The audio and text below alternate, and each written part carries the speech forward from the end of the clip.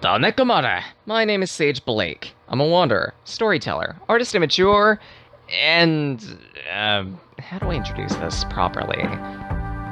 Okay, first up, I recognize that the last video that went up last week was saying that was the last of the Steam Summer content. Technically, that's wrong. Specifically because I ended up, on a whim, deciding to look at this game, play through it, like 5 hours before the demo was about to go down, and I was delighted so much by it that I ended up recording some extra footage, specifically for this demo. This is a sequel to a game that was released a long time ago, Taimumari, I believe it was.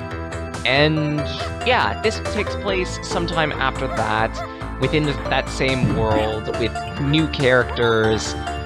There are several games that take place in that world, if I remember correctly, and it would behoove you to take a look at those just to get some clarity on a few different things.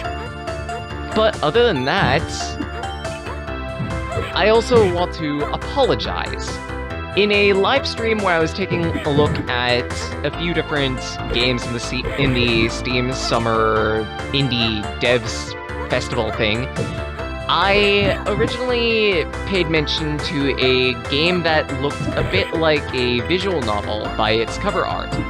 This is that game, and I was completely wrong by it. That took me by surprise, but what took me by surprise more comes at the ending of this demo. We'll get to that, and I'll be putting up some specific notes that will appear in relation to that. But talking more about the game itself, this is a retro-styled platformer. Well, I say retro-styled, but it's more just somewhat inspired by Celeste in terms of its art style and choices in a couple respects. But it's a little more it's much more combat-oriented as opposed to platforming-oriented. That doesn't mean that there aren't platforming challenges, however, as you'll be seeing throughout this entire playthrough. But the demo itself was fairly short, about 10-15 minutes if you knew what you're doing. And you've got a good enough arsenal to actually get through all of your challenges and whatnot, as well as the fact that there are checkpoints littered about, case in point, that will help you ensure that you're making constant progress. Occasionally, when you kill enemies, and for record there, I thought there was going to be some type of hidden swag there. My treasure sensors were a little off. But anyway, on occasions when you kill enemies, you can gain HP from them if you've suffered damage at any point. But more importantly, you'll be gaining some yellow coins. The more coins you have, the more... Actually, I don't even know what having all these coins does, necessarily. But regardless, I ended up going out of my way to try and collect as much as I could. You can find them in all sorts of, not just enemies, but also crates and pots and whatnot that you can break apart with your sword. By the way, that sword, you've also noticed me doing a few different attacks with it. Most notably, you can spam the button to slash at anything in front of you, but you can also hold down the button, charge it up, and then fling the sword in front of you, dealing piercing damage to enemies that it travels across.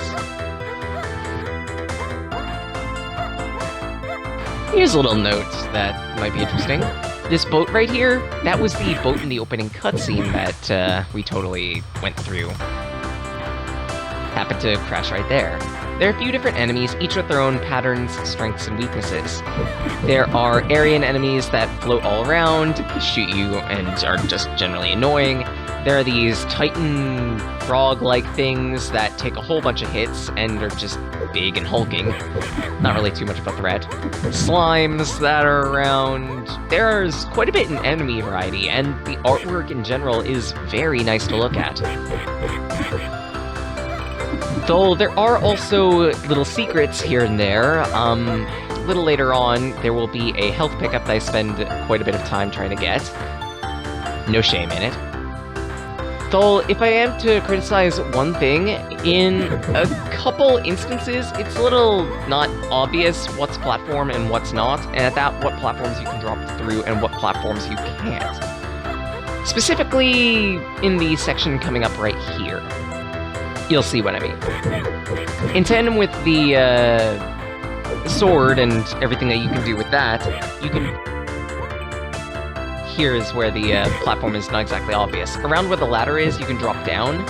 Other than that, you can't, and the game doesn't necessarily make that obvious. But anyway, in terms of your acrobatics, you can do some jumping, double jumping, and you also get a dash. The dash is fairly short, nothing like Celeste. But you easily recover the dash every time you land, and you can use it on the ground to help you phase through projectiles and whatnot.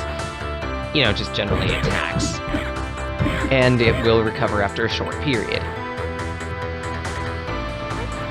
Right, here is where that bonus swag I was talking about before is. If you go up into the left, right here, the jump is a little finicky, but if you can manage it, there's an extra heart container on the other side of this cliff. Maybe you'll need it, maybe you won't. I decided to go out of my way and get it every single time that I died. Because, yeah, you don't get to keep all your swag if you do die, so be careful. The rest of the stage isn't that difficult, honestly. But the boss fight is where we get something interesting. That is Russian that this character is speaking. I'll put up translations for each of the text boxes. But regardless, the boss fight itself is fairly easy. All he does is do some running around and whatnot until you chip down half of his health. Fairly standard. If you're careful with your attacks, then it's just a matter of dodging what he does and making sure that he isn't too close to you. The second phase of the fight is where things get a little more interesting. He says some more text, I'll put up a translation, then he starts flying and fists. This phase you can pretty much only harm by using your charge attack, specifically because the fists end up giving enough space that it's not exactly a safe option for you to spam your melee attack. Provided you're constantly charging up your sword and constantly moving to avoid his fists, it's pretty doable without taking a single hit of damage. Of course, it took me a bit to actually get used to all the patterns that I can do. But regardless, that's not the interesting part. This is. Every single pause that you're seeing right here is a text box that appears outside of the game window, and I'm going to be showing those specific text boxes on screen. Each and every one of them is a short little message, breaking the fourth wall, even directed toward you, the player. There's also a QR code at the end of this, too. I'm not exactly sure what it leads to. I'll see what it does while I'm editing this video, and probably post a little follow-up on that at the end of this. But, yeah. Overall, this game is a fairly trippy experience at its end, and at its beginning and middle, it's a fairly simple romp. The artwork is nice, the gameplay is nice, and the music is even pretty good too. I recommend that you take a look at this when it fully releases, but other than that, I think it's about time I return to my void. Till again, Talakitna. Post-production Blake here,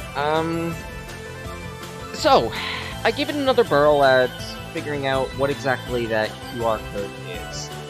I'll post what exactly the QR code links to. It's a very, very long string of digits, letters. I can narrow down the following things, and I'll list them down in order. 1. This code, whatever it might be, is in hexadecimal. I know this because no letters are greater than F, and hexadecimal uses all digits 0 through 9 as well as the letters A through F, and goes no higher than that. I know it's not any other type of numeric system, simply because of that reason alone. 2. there has to be some type of pattern to this. I don't exactly know it myself, because when I plug it into, say, a decryptor, I get a string of out-of-bounds values, as well as ones that actually make sense in Unicode. 3. Reversing the code string doesn't exactly yield anything appreciable. 4. I have tried taking what I can get from that and plugging it into the Russian alphabet. I've tried ciphering it with the Russian alphabet of 33 letters and the English alphabet of 26. My reference on that is, since the dev is based in the Ukraine and is, I want to assume anyway, Ukrainian by birth, then I figured that maybe you would have some type of relation there. No dice.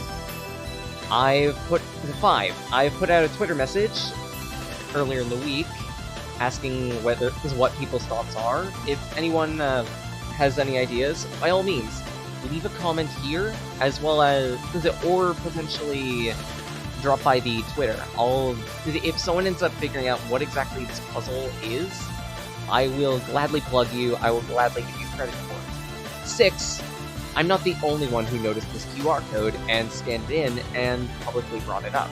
Another Steam user, I'll pull up a little information on them in a couple moments, ended up posting a item on it as well during the time of the contest, and they have yet to get a response for well over a month. I feel really bad for that guy. And again, I'm not the only one who decided to do some investigation on this, and I'm not the only one who believes that there may be some type of tie to it. Maybe it's just a fun little thing, maybe it's a social media link, maybe it's just plain gibberish, who knows? But if anyone has any ideas, please, do us all a favor, let us know. Until then, till again, alla fine.